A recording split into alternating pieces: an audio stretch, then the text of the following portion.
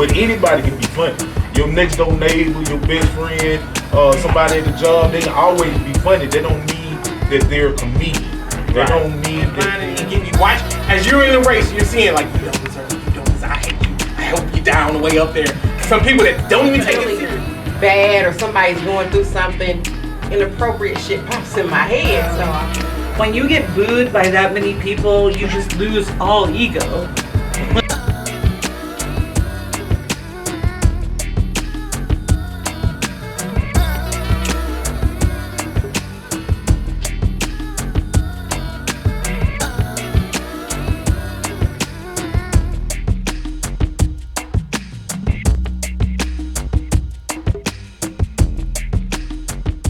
bit of that, a little bit of this. Yeah. Okay. I think I was trying to make her remember her question. You remember it now? Hell no. But we gonna go with it. Let's go. All right, we're back to Behind the Mic with Miss Poovy. This is my boy Troy Boatright. How long you been doing this comedy thing now, Troy? Miss Poovy, I've been doing comedy for 3 years now. 3 years. Feel like 10, but it's been 3. I'm still a baby. Still a baby. You and me both. Yeah, still a baby. Yeah. I love it. I love it. So, what got you to doing comedy, Troy? To be honest, I just always love comedy. It's embedded in me. I am comedy. I just love it. You know. I wish I'd have been doing this, but I was scared. You know. Mm-hmm. And I just love it. You know. And you know, I would never quit this. Okay. I would never quit this. And I guess my next question is: there's a lot of chatter. How do you feel about the people who come and do open mics and people who are doing comedy as an art to get paid? I think that's the main word, open mic.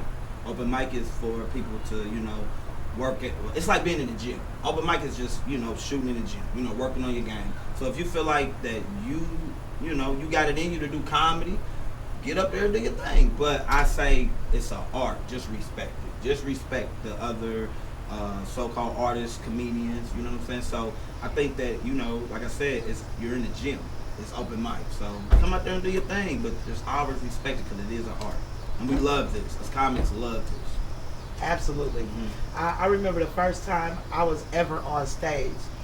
You were there. Mm-hmm. Mm-hmm. Yep. And it was a contest, and I had never done comedy before.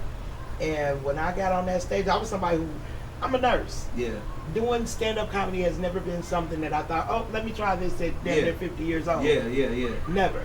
So for me, doing that open mic opened a whole new world. Mm-hmm. Mm-hmm. Where do you think you will go with the comedy that you're doing right now, or what are your aspirations? I think sky is the beginning. Not sky is the limit. I think sky is just the beginning. So that just says you there how I feel about me. I feel like I'm a star already. I just feel like that I need to, you know, work on a lot of things. But in my head, I'm bigger than everybody. In my head. And if you gotta always have your confidence. Yeah, and if someone feels like, you know, feels any different about themselves, you need some help. So, you know, Absolutely. That's how I feel. Absolutely. And you earn it. You are funny. Every time you get on the stage, you deliver. You're funny, your timing is good. You give the audience exactly what it is they're looking for. So do you feel like comedy for you is going to be stand-up? Do you want to do like your own series? What's next for Troy in this ladder of comedy? Right now, I'm just working on getting stronger with my comedy, my range, and I'm working on skits now. Because I see that is the big thing now, skits. So I bet just pour myself in skits and pour myself in stand-up and just see where that goes. And whatever comes with that, I'm willing to, you know, accept all of it. You know? Okay, and you got a good spirit. You're a good person. I you as well, Miss Poovy. You as well. You know, thank you. I love you, Miss Poovy. You super dope. You're super Thank dope. you. I was remembering our first time on stage. Our first time or the first time? Let me just back that up because, you know, Miss Poovy has a tendency to talk like a hoe. But when we doing this comedy thing, we co-workers. I don't see none of y'all as men. Right. Whatever that means. Whatever the fuck that means. Got you. I got eyes. I ain't stupid. I got you. However, do you feel like that, for me, it's a difference between a female comedian and a male comedian. You look at flyers, especially here in our city, you'll have 3 male comedians and 1 female on a show. Yeah. The only time you'll see more than 1 female on a flyer is if it's an all-female show. Yeah. Do you feel like that is going to continue to be the norm, or do you feel like that it's time for people to start accepting female comics and allowing them to be the headliners when they're the funniest? I know some dope. Some of my favorite comics are women. You know, some of my favorite comics are women in the city. Like, oh man, it's a few. I don't want to start naming names. Somebody like, oh, Troy didn't say my name. Well, They be in your DM. Yeah, And not in the good way. right. So, I had super respect for the women comics because they're funny. They're funny. I think it will. I want to do a shout out to Dwayne Cobb, because Dwayne Cobb, he makes sure that he puts women. He even has like shows where it's just all women. You see what I'm saying? So I think that's super dope. And women are here in comedy, and they've been here. I don't know why anybody want to water them down or anything. I don't get it. I think women are the funniest people in the world, man. So I think it's gonna get bigger. They're already here. You guys are here, man. So And we ain't going nowhere. Y'all ain't going nowhere. When you got a big motherfucker like me on stage, you're not gonna miss me either. Unless I take your sandwich or something, then you might want to sit me out. Yeah. Tori, I want to thank you for coming out and talking with anytime. me. This has been phenomenal. I appreciate you. Yeah. And I look forward to our show in September. Yeah. September 25th. 25th. All Let's right. get it. Beach Grove, right? Beach Grove. Beach Grove. Beach Grove. Look. I told you I drank something. Don't call me. She been, moonshining. She been moonshining. No more moonshine for Miss Poovy. Somebody gonna be naked tonight. Y'all have a great night. Thank you very much. Be careful. Don't edit and all that. Okay, got you. Did I? What time is it, Miss Poovy? 7:30 or something. Yep, 7:39. It take me a long time to get in my phone because it's one of the iPhone 12s and I'm text phone. I got iPhone 8. Every time I type on my shit, I said, I don't care. I'm gonna work. Shit. Well, me and my friend did a You got the test. new one, don't you? Right, yeah, we getting ready to. I wouldn't even know how to work that, man. I don't. I got a new job for this too, because me and my girlfriend at work, this got the Face ID. Yeah. I wonder if that shit work when you sleep. If a motherfucker can Have a nigga open your eyes put on a nigga and sleep. get in your phone. He need to be on stage while y'all talking about that shit. Well, it's actually recorded. Yep. On the Oh, I was gonna add that joke in there because we sat at the desk, literally at the nurse's station today, and I had her pulling my eyes open with my phone in my face. I just need to check my theory.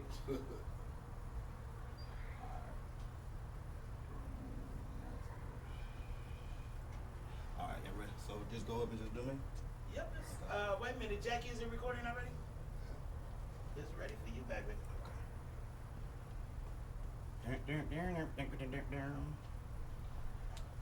Yo, how everybody doing out there? Hey, what up, fellas? How y'all doing? This ain't fun right here. I like this. Got the lights and everything. Basketball court there. I like that. Man, today been a long day. It's been a long week, to be honest, man. Do any of y'all mess with youngsters, like little youngsters? 25 and 25 and nah, you ain't messing around. She said, no.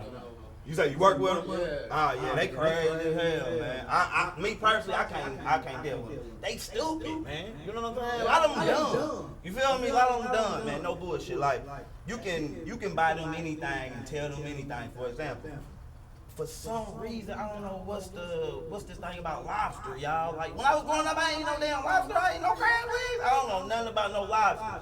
Man, this dumbass girl so stupid. I just tell her anything, right? I just tell her anything. I bought her a bag of crayfish. She said, ooh, those are little lobsters. Like, come on, man, little lobsters. That's why I don't mess with youngsters, man. Last time I messed with a youngster, man, it was a long ass weekend, man. I met the little youngster, right? When she pulled up on me, I should have known something was going on because she had a ankle bracelet on her shit. You know what I'm saying? But you know us nasty niggas, we don't give a fuck. We want some puss. You know what I'm saying? We just want some puss. We don't give a fuck about that house arrest shit. I been locked up before. You know what I'm saying? My nigga on house arrest right now. You know what I'm saying? I don't give a fuck. So, I ended up taking her to meet my mama. Don't ask me why and shit. Don't ask me why I ended up taking her to my mama. Long story short, me and my mama ended up jumping the bitch. You know what I'm saying? Now my mama walking around with a house arrest ankle on and shit. You know what I'm saying? But my stupid ass still wanted some motherfucking pussy. You know what I'm saying? So I took her on a nice evening to Golden Corral. You know what I'm saying? Got them unlimited ribs and chicken wings and shit. Stole some cookies and everything. You know what I'm saying? I ain't give a fuck. So, fortunately, she had her own crib. You feel me? So I ended up, taking her to the house. You know what I'm saying? And the thing was, she had an 80-inch TV. She had an 80-inch TV, right? But it was on 2 crates. It was sitting on 2 crates, leaning over. You know what I'm saying? So I wasn't tripping. I guess over there, I don't judge nobody, especially with an ass like that. You know what I'm saying? I ain't judging nobody. Fuck that. So, we sitting up there, we watching Bounce. You know what I'm saying? We watching Bounce. You feel me?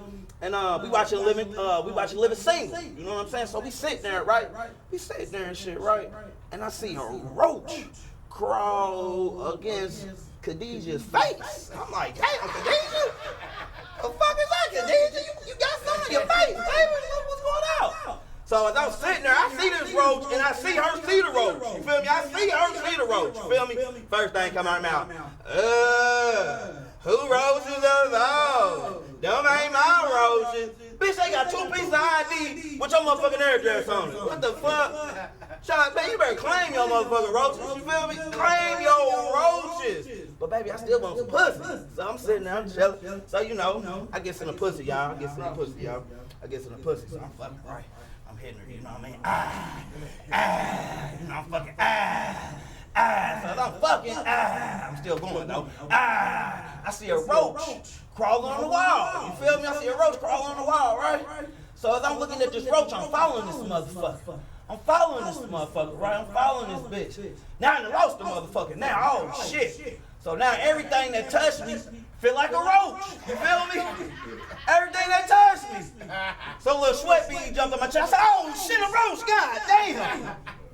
I don't fuck with youngsters, man. And the next day, right? She texted me, right? I fucked the shit out that roach having ass bitch. I fucked the shit out of her. Fuck that, man. That's what you're supposed to do. I represent it. You feel me? I represent it. So the next day, and see, I don't understand these youngest slang. You know what I'm saying? I don't be understanding they slang, bro. So she texted me and she said, "Ooh, Troy, that dick was on fleek." I said, on fleek? Then I'm running around going to clinics and shit, looking for medicine for what the fuck fleek is. You know what I'm saying? I'm thinking this bitch gave me fleek. You feel me? Then the bitch texted me and said, period. I said, oh, bitch, your period late? Oh, hell no. Oh, hell no. See, that's why I like to mess with cougars. You know what I'm saying? I like to mess with cougars. You know what I'm saying? Round. You know what I'm saying? If any cougars around, I don't give a fuck. Just round. You know what I'm saying? I love me some white diamonds. You know what I'm saying? Ain't nothing sexier than white diamonds, man. And see, the thing about cougars, man, is that cougars, they buy you a lot of shit. You know what I'm saying? They buy you a lot of shit. You know what I mean? They give you a hot bath. You know what I'm saying? Bath be hot as hell. You know what I'm saying? Give you a hot bath. You know what I mean? See, my cougar, when I be cheating on my cougar and stuff, you feel me? I really like cougars, though. I'm gonna tell y'all the secret. The reason I really love cougars, because they got wet head. You know what I'm saying? They got wet ass head, because they ain't got no molars. They ain't got no back teeth. You know what I'm saying? They got that wet, soaky head. You know what I'm saying? How your socks all wet and shit. You done went home and shit. Socks wet, no motherfucker. Your girl like, who the fuck got your socks all wet? Miss Florine, bitch. You feel me? But I'm glad that y'all like my few little minutes, man. I appreciate y'all. Y'all be careful out there. Love. I didn't know if you wanted me to keep going. I could have kept going. I could have kept going. I didn't know, you know what I mean? Because the sound, I didn't want to stop because the sound. You know what I'm saying? All right, and we're back to Behind the Mic with Miss Poovy. This is my boy Troy Boatright. Yeah. He's been in the comedy game for how many years now, Troy? 3 years. 3 years? Yeah. And let me tell you, he is funny. He does his thing every time he hits the stage. So Troy, tell me, what inspired you to do comedy? Man, to be honest, I just love comedy. You know, who doesn't? But I'm in love with comedy. I always wanted to do comedy. I wish I would have did this like 20 years ago. I just always love comedy. It's just embedded in me. You know, every type of comedy, any type of comedy. Three Stooges to Richard Pryor to I think you Eddie just Murphy. told us how old you are. You look like one of the young bucks, and you just said Three Stooges. I ain't gonna tell nobody. I'm a goofball, man. I ain't gonna tell nobody. So Troy, tell me your perspective when it comes to the open mics as opposed to comedians who are trying to get paid for their craft. I think everybody should. If you want to do comedy, if you feel like it's in you, I think you should try it. But I think people need to respect it because this is an art at the end of the day.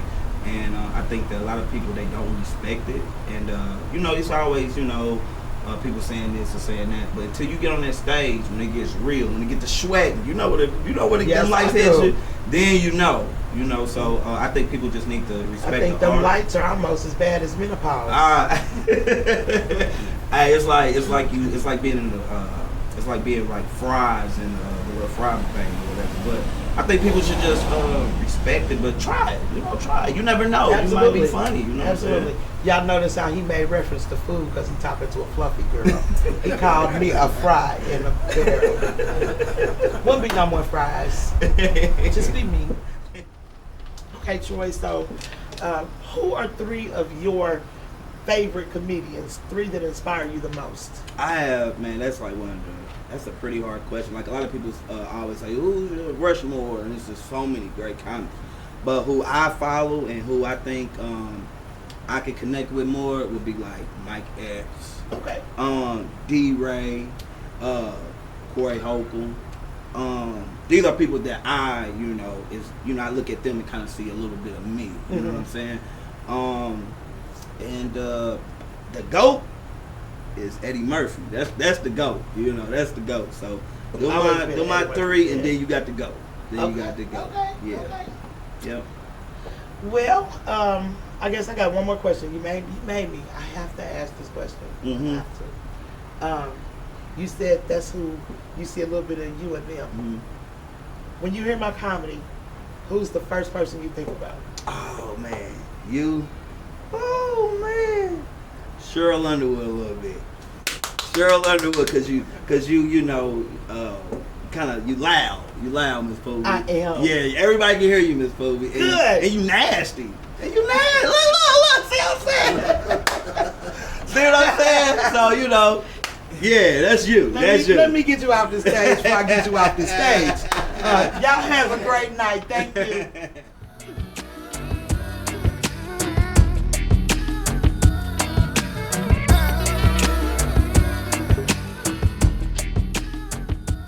I don't want to be a comedian, but people like me, I'm funny in my backyard, right? But there may be somebody who's funny in their backyard too and wants to get off into comedy. What do they do? How do they get Hit started? an open mic. Hit the open mics. Get on the circuit. Go see people. Get on stage. Take the chance. If you never try it, you never know if you're good at it. I disagree. Why? Stay in your damn backyard. Now you might have to go back to your backyard. I'm gonna tell you why. But at least try. I'm gonna tell you why. Stay in your goddamn backyard. Unless this is something that you love. Unless this is something. No, It ain't for me. No. It ain't for me. I ain't hating on nobody. Like if you feel like this is your calling, this is what you want to do, by all means go. But if you have you can't tell me you know what I'm saying, you a lawyer or you an engineer or some shit like that, and I just want to do it on the part time. Don't shit on what the fuck I do. Right. You know what I'm saying? Don't shit on what I do. Let me You know say. what I'm saying? Because that's gonna make me mad because now you wasting space. But listen, for me, I've been a nurse forever. And I make really good living at being a nurse. I would have never known if I hadn't tried 2 years ago that this is something that not only do I love doing it, but I'm good at it. So that's why I say, give it a shot. I'm not shitting on anybody because once I did it, I realized exactly how hard this shit is. This is not for the faint of heart. This shit ain't easy. Getting up there doing what we all do every day is hard as fuck. And for me, being a nurse, it takes that edge off. And I would have never in 1,000,001 years thought that I'd be sitting here with the 4 of you talking about me being a stand-up comedian. Never. Right. But you know the thing about it is though, it waters it down. That's just like with the dope game. The dope game used to be where you can make money off of it and survive and come up out the hood and all that other kind of stuff. But when you got your neighborhood next door neighbor, you know what I'm saying, who ain't gonna do shit, who ain't gonna pop shit, who ain't, you know, scared, you gonna rob you, whatever. Now he wanna sell weed. That's you Fucking taking with your away. money. That's fucking with the money. That's fucking, you know what I'm saying? That's I can that's respect fucking with that. the church money. Right. So, you know, that's just like football. When everybody wanted to be a football player or everybody wanted to be a basketball player, you feel what I'm saying? You're not gonna do that if you're not in the gym. You know what I'm saying? They're gonna take offense to that. You know what I'm saying? Right. Like when you got a baller who's a true baller, who goes in the gym, who works out, who up at 4 o'clock in the morning, running them laps, exercising, shooting them shots, shooting them free throws, but then you got you who think just because you at a Sunday pickup game, you feel what I'm saying? And you know, you got a jumper that'll hit every once in a while, you think you could go to the league, and that's not right. That's not how that is.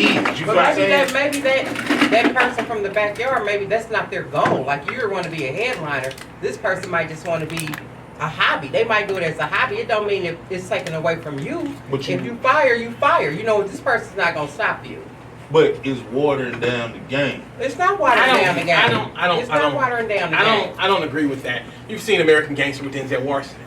He explained to Bumpy, the other drug dealer, blue magic is a special kind of drug. It has my name on it. It's a blue magic.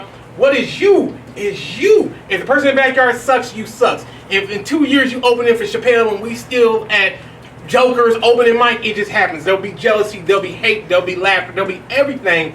But you can never water down this game. It's somebody right now in Chicago gonna knock all of us off our feet, gonna come through like a thunderbolt. It happens. But you can't water down this game.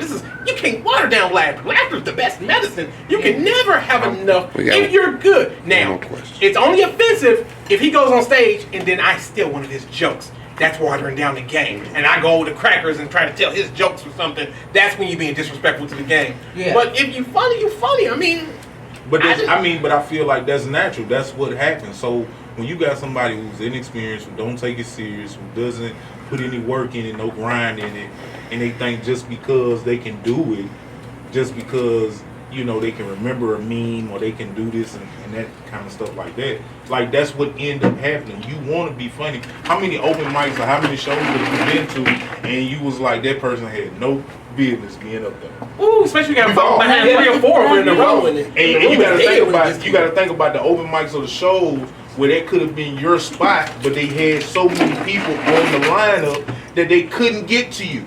Or they couldn't, you know, by the time that you did get up there, the room was empty, everybody went home. The room empty. You feel what I'm saying? So that's what I'm saying it's not me hating, because anybody should try it if that's what you feel like you want to do. You could be a lawyer or a doctor and decide, hey, this is where I want to go, and take it serious and don't be a doctor or lawyer no more. Now you're a comedian. You feel what I'm saying? So I'm not shitting on that. What I'm shitting on is the ones who think they funny in the backyard and just do it just to do it, just to waste time or whatever. They don't have any interest in really being a comedian. Right. One quick statement is that, did anybody here see Tracy Morgan on Jerry Seinfeld's Comedians in Cars When Getting they was in the car? Well, they talked about the exact same thing you're talking about. And what Jerry told Tracy, because Tracy was saying the same thing, was that how do you get rid of these assholes that are out there who just are bullshitting when people are really trying to work? Well, Jerry said, and I thought it was really profound, the comedy ecosystem cleans itself out naturally. Yeah, so that person in the backyard gonna end up back in the backyard. They may go do 5 minutes, but they're not gonna last. No, it's not gonna. They're not gonna ever get past 5 minutes because they're gonna be talking about the is same gonna thing. filter itself out. We're gonna right? take another question from the audience. I thought it was a really good point. Yeah. So like, I think this is some of the greatest content I've ever been a part of. You know, I used to do entertainment the whole 9, so I get what y'all saying. I agree with some of the things you saying 100%, and I also agree with some of the things you're saying. So it brings me like to my question. Like, we talked a lot about football and training. I played a lot of football. I trained some younger guys, and some things have to be developed. Some people don't want to work to develop it. Right. My question is to all of you is, for yourself, you want to be a headliner. You hungry, go get it. You might want to do some behind the scenes. You might want to do some writing. You know what I mean? It's a lot of opportunities in that. Okay. So my question is, what do y'all think it takes to develop that it factor? Because it's an it factor in everybody that's you can really develop it. I think you're born with it. You have it. And you exude it. But you can use it or you cannot use it. So in between there's somewhere you got to develop it. In comedy, I think there's some certain people that definitely have that it factor. You see it. You know what I'm saying? There's no doubt about it. You see it. He's one of them. Absolutely. I think he do got it. He got the it factor. He's one of them. He's got it. I appreciate it. You know, and there's other ones. There's females out here that I see that have that it factor. I believe he has an it factor. Yeah. They just like, it's two genres of different genres of comedy. Without even seeing their shows, I can tell. Yeah, yeah. And that's how I think they got to treat comedy nowadays, is like from a genre. Yes. You know what I mean? You got rappers, you got headbanging music, you got R&B. So what's the it? Where do you get that it factor from? Where you guys want to go? Start with Poofy. Well, I will say, for me, I think this is me trying to build an it factor, because I want to work behind the scenes. So I'm working with some other comedians, giving them a chance to get out here, speak, highlight, work on some editing, work on putting together what it takes to put together a show, so I can learn from the inside out. Yeah. For me, that's where I'm going with it. For me, it's definitely like I said, I want to make a living off this without having to do nothing else. So I need to learn to have the it factor not only on stage but behind the scenes. Know the business behind the scenes, because nothing's worse than a backyarder headlining and getting you watch as you're in the race. You're seeing like, you don't deserve it, you don't deserve. I hate you. I hope you die on the way up there. Some people that don't even take it serious just skyrocket like, I could have. That was he on TV. Oh, you gonna get pissed when you see him on TV. You like, he ain't even sit. Oh. Wait till you start seeing. Wait till you, because the business. You have to learn the business. I like your item when you said open mics, but I want to make a living off this. So, open mics are in Indianapolis. Hit the ones in Louisville, Kentucky. It's an hour and a half. Cincinnati, hour and a half. Start hitting every open mic you can. Make your face known. The best way to get headline and feature is if they can trust you and they can see you. When they start calling you saying, hey man, can you go to the airport and pick up this famous comedian? Because believe it or not, they'll start having you pick people up from the airport. Roll with them. Talk to them in the car. Hey man, you want to grab something to eat? You want to do this? You want to do that? Get them to the spot on time when they're supposed to be there. They start trusting you. Hey man, you want to start hosting? I need you to host this whole week. Why this dude's here? This is when you start hosting. So that's the main thing. You start hosting. Okay, I'm hosting. You want to get your face known. Don't be just known in Indianapolis. Don't be just known in Ohio. Don't be just known in Louisville. Start the Midwest. Start boom, boom, boom, boom, boom, boom, boom, boom, boom. And that's how you grow. That's how you grow your brand. Ain't nobody, not everybody might not catch this. But if you're doing this and Monday night you insist, yeah, it's gonna take some driving. If you ain't got a car, we all buddy up in the car. I'm gonna make sure everybody get a spot. Go out there now. When we get out there, it's up to you to network. When we get in Illinois, it's up to you to network and this and that. I can introduce you to somebody, but your mouth, you gotta have a mouthpiece. This is what I do. You say you do damage when you get on stage. I'm a brag. Yeah, my man Bama, he gonna tear it up. Don't mess this up, Russ. Out there crashing. Then they know, you good at what. Hey, good. Word of mouth. She a Bama. She gonna tear the stage up. I'm gonna brag to you. She the truth. She the next Miss Pat. Okay, don't let me down. Because my name's on the line. So you start to learn that lingo of the game, and it's just like, wow. Then you start to grow. And before you know it, people start hating. Oh, yeah, I remember you was that. You can't do this show for me for free. You used to do it for me for free. You can't do it for $20. Oh, I thought you was. You can't do it for $15. I thought you was. Oh, you too good. You gonna get those. Everybody come with you, ain't going with you. That's fun. That's funny, and I'm just gonna say it's funny because I say I was in entertainment. I used to manage some artists, and we had a mixtape with a famous DJ Holiday. That was Gucci Mane's DJ, and they asked you, "Hey, we need you to go to the airport and pick so and so up," and but you build relationships that way. You know what I mean? So you gotta. It's all about how you look at it. So the it factor, it's all about the it factor. What are you willing to do to get at it? All right. Well, this has been fun. I thank you all for coming. Did anybody have any famous last words? Oh, so now you quiet? That's what I was thinking. No, So now you quiet? I know. Comedy is the answer. What the hell is the question? Y'all, this has been Behind the Mic. I appreciate y'all. We'll be back next week. All right.